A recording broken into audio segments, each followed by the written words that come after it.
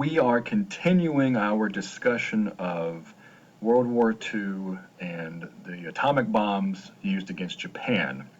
And so this is part three, Japan at War. We started this previously looking at why do you agree with President Truman's decision to use atomic bombs on Japan? And so we're going to revisit this question a little bit with this presentation and the next one and get you to think about, do you agree or not? So this is an important issue. This is a very controversial issue in American history, in Japanese history, in world history. So I want you to think about what would you have done? We are going to look at a lot of chronology from February 1945 through September. So a lot of things took place, and I just want to make sure everybody understands the sequence of events, things that happened, okay? So it's just important that we see how one event leads to another, and there's a sequence here. And I need you to understand that by the beginning of 1945, the Allies in the United States had one point of view, but by the middle to the end of the year, it was very different. Okay, so at the beginning of 1945, the Allies knew by that point that they were going to win the war in Europe. It was no longer a question of if, it was a question of when. And these are the Allies here. You can see Winston Churchill in the background from Great Britain, and then here's President Roosevelt, and here's Joseph Stalin from the Soviet Union. And they go to this conference in February in Yalta, and at this Yalta conference, they're talking about the war in Europe and in Asia. FDR wants assurances from Stalin that Stalin's going to join the war effort against Japan. Up until this point, the Japanese were neutral. The Japanese are right there near Russia. And so it would make sense for the Russians to engage in a ground war against Japan. That's what FDR wanted, but he wants assurances from Stalin.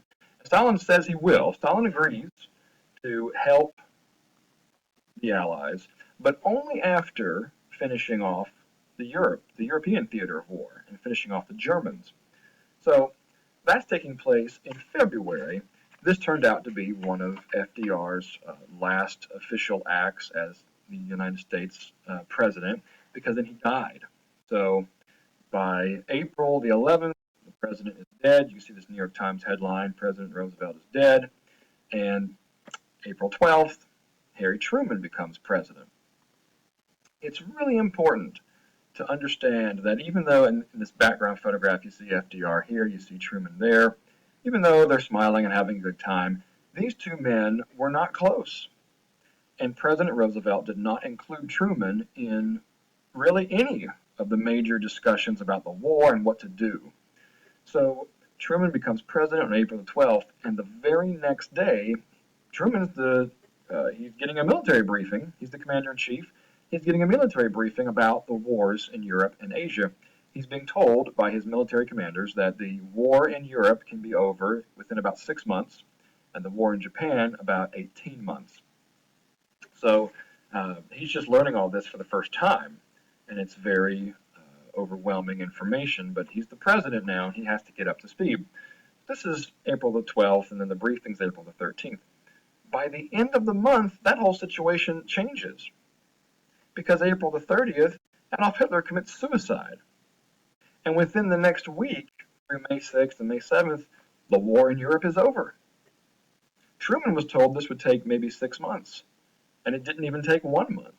So that was reassuring. As the president, that was comforting to know that those estimates maybe were a little bit over-exaggerated. And so the U.S. has helped defeat the threats in Europe. Now the U.S. can turn its attention to Japan. This image I'm going to show you has some offensive language. This is not terminology that we would use today, but you can see talking about Japan, and it's a very buff-looking Uncle Sam telling Japan, "You're next. We'll finish the job." You can also notice he's holding a wrench in his hand because he's doing a job here. His job is to defeat the Japanese and make the world safe. So Truman is trying to figure out, how do we defeat Japan? What should I do? What actions should I take as commander-in-chief to defeat the Japanese?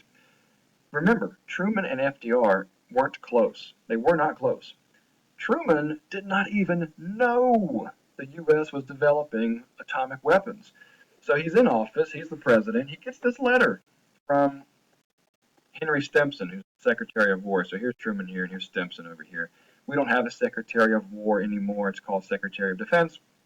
But he writes this letter near the end of April, and he tells him, I've got some highly secret information to share with you that will have bearing on our foreign relations. And this is referring to the atomic weapons. FDR knew about all of this. Okay, FDR knew about this going back to Einstein. All right, here's Einstein. Back in 1939, Einstein had written a letter to FDR telling him that the Germans are developing weapons using enriched uranium, and maybe the U.S. should think about a defense measure or creating its own weapons.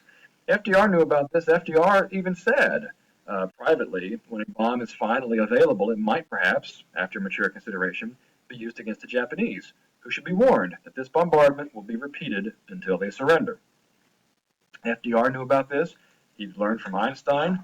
He had a secret plan put in place called the Manhattan Project. And so here you've got a group of Americans who are working on a top secret plan to develop atomic weapons. This started back in 1942, and the U.S. had the full support of Great Britain and Canada to do that. And their orders were to deliver a bomb as soon as possible to bring the war to a conclusion.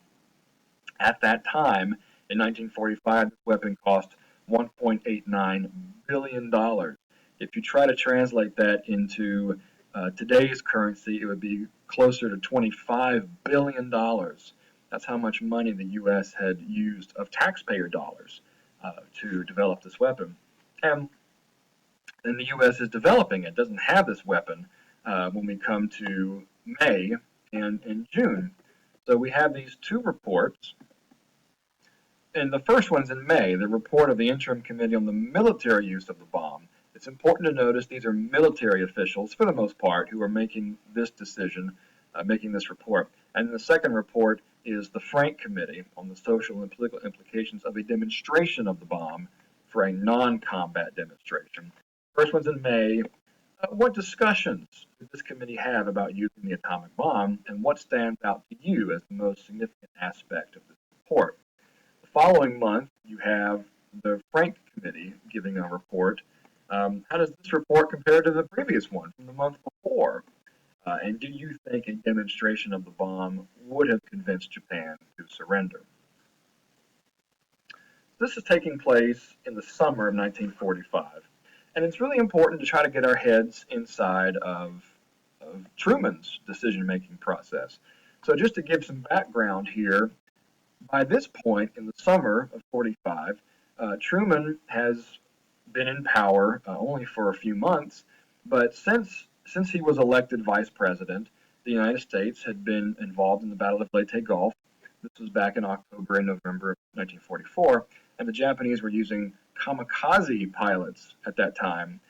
So that was an extreme tactic that the Americans were not really anticipating. And then you have the Battle of Iwo Jima a few months before the summer here of 1945. The U.S. over 6,000 killed, 20,000 are wounded. You've heard of Iwo Jima. You've seen the famous picture of the Americans raising the flag at Iwo Jima. There's a statue of this at Arlington National Cemetery in Virginia. But it's a famous battle. It often appears in movies. Then you have the Battle of Okinawa at the same time as these two reports are coming out from the military and the Frank Committee. The Battle of Okinawa in April and June 1945. 70,000 Americans wounded, 12,000 killed or missing. The Japanese will not surrender. You've got 7,000 out of 100,000 Japanese surrender. The Japanese just won't give up. So if you're Truman and you're seeing escalation with the Japanese using suicide bombers, with the kamikazes, Japanese are not surrendering, they're fighting until the bitter end, what's Truman supposed to do? What is he supposed to do?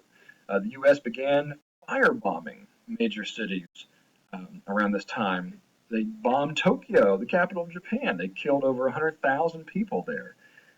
So Truman is being briefed about a plan, an American plan to invade Japan, called Operation Olympic. That's the first phase, Operation Olympic, and it's scheduled for November the 1st.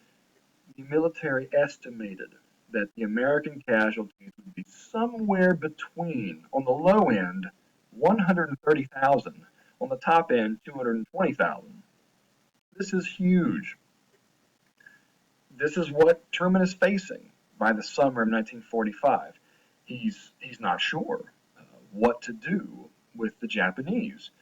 And if he goes forward with this ground war, I mean, he authorizes the ground war, but it's going to start November the 1st. You're going to lose hundreds of thousands, potentially hundreds of thousands of Americans, and it might drag on for months, another year. Remember the projections he got back in April that it might take 18 months for the war in Japan to end? And so Truman's just not liking any of this, really. And it just so happens that in July of that summer, the Americans had a successful test of the atomic bomb that they had been developing. It was a successful test. It was the equivalent of 67 million sticks of dynamite. So this is July 16th. The very next day, the Americans go to the Potsdam Conference with the Russians and others. What's the main goal here of the Potsdam Declaration? And why did the Americans and the British and the Chinese call for unconditional surrender of the Japanese forces? Truman noted that he got what he came for. He got a commitment from Stalin that the Russians would begin a ground war August the 15th. And that's what he wants. He wants this war to end. He wants it to end quickly. The United States now has this atomic bomb. They can begin planning. They start thinking about targets that they want to use in Japan, different cities they should target. They came up with these cities that had not been major targets of conventional bombing. So you see all these cities on the map of Japan. The United States needed a somewhat fresh target because they wanted to see how effective the atomic bomb would be. And all of these targets had some sort of military implications. Obviously, Hiroshima was the first target, and then the second target became Nagasaki. Again, psychological impact. That's part of why the U.S. wanted to use this weapon. They needed to make sure it sent a message to Japan and also to the world that they had this bomb and that they were going to use it, and they wanted people to see how destructive it would be. August the 6th, the United States dropped the bomb on Hiroshima. Truman's objectives here are very simple. He's trying to save American lives. He's trying to end the war. The U.S. dropped the bombs. 2 days later, the USSR begins to attack on Japan, actually ahead of schedule. Remember, Stalin said August the 15th, but here he is 2 days later, attacking in Manchuria, no doubt. Manchukuo is attacking. And then the very next day after that, the U.S. attacked Nagasaki. It didn't take very long at all for the, sorry, I went too far. Let me go back. It didn't take very long at all for the Japanese the emperor to officially announce surrender. And so you see here in August, the President Truman's in the White House in the Oval Office announcing that the Japanese have surrendered. And then in September, that's when the official signing ceremony took place. The emperor did not have to appear, but he sent diplomats to appear in his place. That's a picture that's in color. Here's another picture from a different angle that's in black and white. And you can see the signing taking place here in the foreground. I want to show you this picture before I end. The flag in the background here. It's an American flag with 31 stars. The United States had not had 31 stars on its flag since 1851, after California became a state.